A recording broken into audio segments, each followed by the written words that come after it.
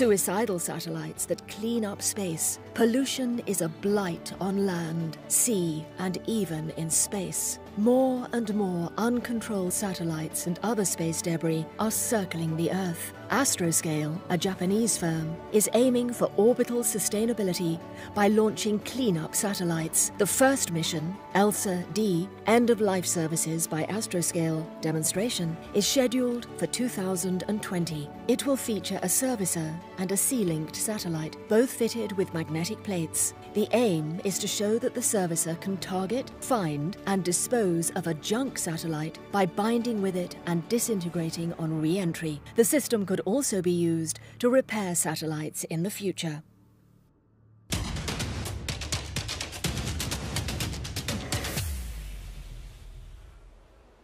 Now, we often hear about the problem of overflowing landfills and the challenges of waste disposal here on planet Earth. But as we saw in this clip, garbage in space is yet another problem that we have created for ourselves here on Earth. There are massive pieces of debris, as we saw, that are just floating around. And some actually weigh several tons, and they travel at an incredible speed. And if they were to ever hit another manned mission or a satellite, it could actually be a disaster. So, Marcus, what kind of garbage are we talking about? It's not, of course, plastic bottles and the waste that we know. No, not at all. But the type of junk in space is mostly metal. A lot of it is satellites that have just died, have no more power supply, and several of them are rogue in that they are spinning out of control in low orbit, which, of course, as you said, is a great danger to all the other satellites that are up there, which are, of course, very fragile, and they're concentrated in a fairly small layer above the atmosphere.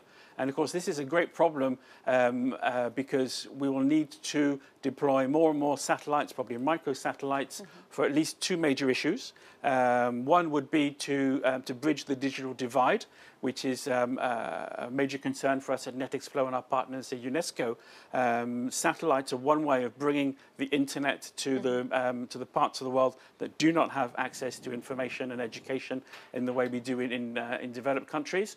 And the second reason why we probably need more and more satellites is that they're obviously very useful for monitoring climate change and managing and predicting, preventing natural disasters, which unfortunately are likely to become more and more common in the coming decades as well. Now, Astroscale is a Japanese firm. Let's now listen to Nobu Okada, who's based in Tokyo. First of all, we are so happy to be selected to be one of the 10 companies. Honestly, we have not yet removed even one debris from space yet. We are going to have the first debris removal demonstration mission this year.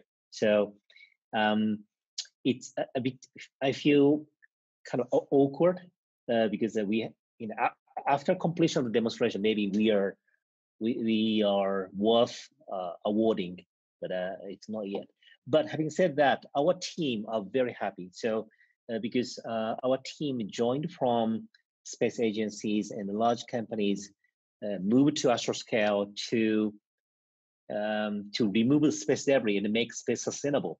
And then this is a very long mission. So for our team and their families, this prize encourage the team and feel like we are doing the right things. So thank you very much. Space debris issue. Space debris is a garbage in space, and we have had a 70 years history of space development, and over the time, human beings littered objects into space, and the density of the space objects have reached the critical level where chain reaction of the collision can happen at any near future. So we have to remove garbage soon from space. And then space industry have known this issue for a long time, but nobody has come up with. Looking at the 2050, there are two patterns of the society. One is sustainable society, the other is unsustainable society. And then the space, people are thinking about sustainability matter on the Earth, but space is facing the same kind of problem right now. And if we do not take any actions, the space will become space will not be sustainable anymore. So we want to make space sustainable by allowing the development while mitigating the debris risk, and so that we can enjoy the space technology going forward. Now we are in 2020, and by 2030, we want make space debris removal as a kind of a routine. ありがとうございます。そしてさようなら。Now, we actually spoke to Professor Enrique Duns from the IE Business School in Madrid about this innovation, and this is what he had to say. Hello, my name is Enrique Duns.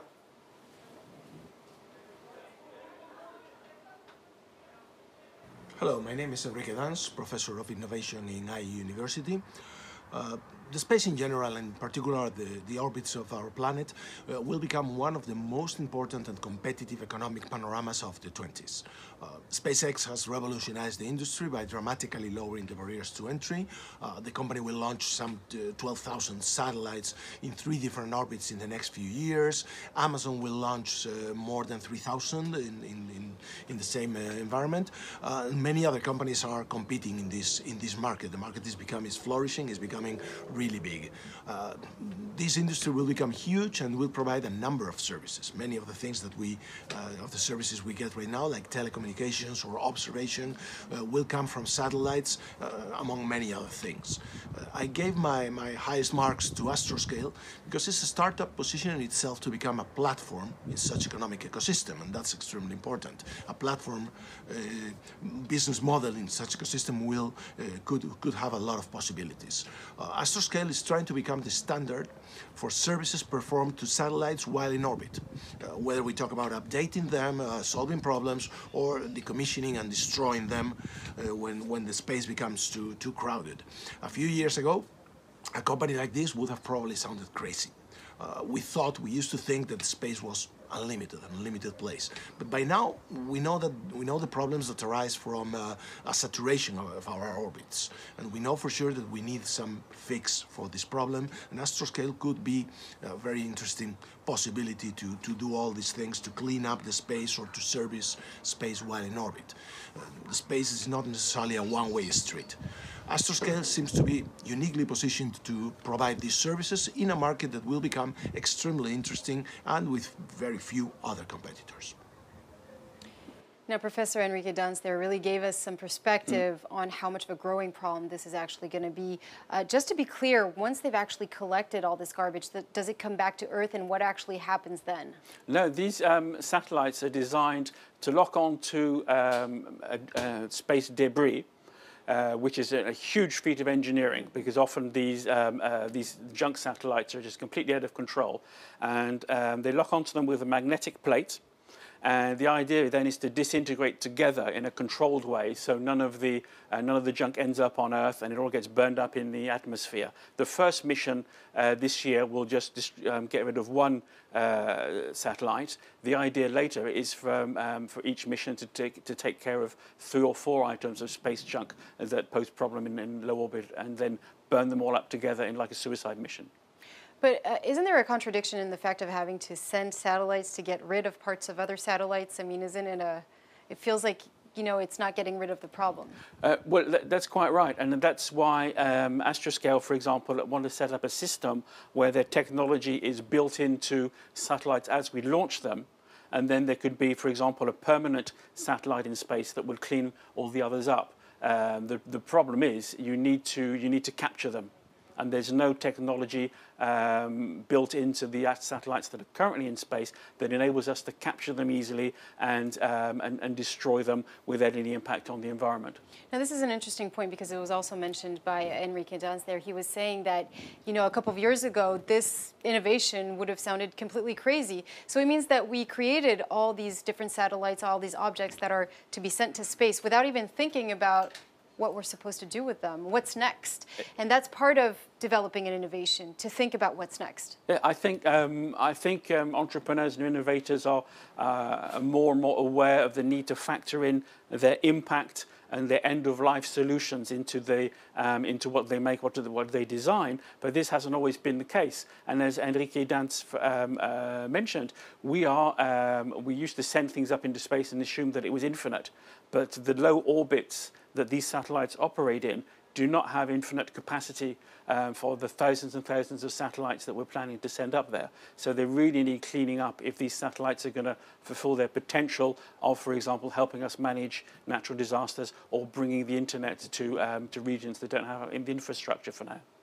Well, Marcus Godard, thank you very much indeed for that. If you actually want to vote for this innovation, you can do it on the application. It's much easier, of course, but you can also send a text message with the number 3 to this number that's appearing on your screen. The country code is +33 644 6307 10.